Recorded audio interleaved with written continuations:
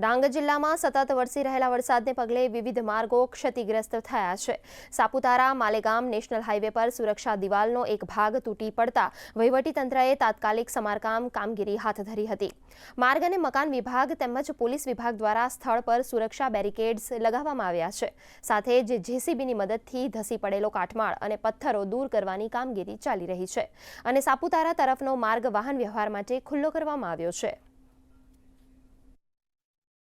છેલ્લા 24 કલાક દરમિયાન ડાંગ જિલ્લામાં ભારે વરસાદ પડ્યો હતો, જે અંતર્ગત સાપુતારા માલેગાંવ વળાંક પાસે આવેલ સંરક્ષક દિવાલ પડી આવેલ હતી અને એની આજુબાજુ માટી પણ ધસી આવેલ હતી। પોલીસ વિભાગ દ્વારા બેરિકેડ લગાવવામાં આવી હતી। આરએનબી સ્ટેટ અને નેશનલ હાઈવે દ્વારા યોગ્ય જેસીબી બોલાવી અને જેટલું પણ મલબો અને વગેરે ધસી આવ્યું હતું એને હટાવવાની કામગીરી હાલ પ્રગતિમાં ચાલુ છે અને પોલીસ વિભાગ દ્વારા પ્રવાસનો જેટલા પણ આવે છે એમને કોઈ તકલીફ ન થાય એ માટે વાહન વ્યવહારની કામગીરી પણ હાલ ચાલુ હાલતમાં છે।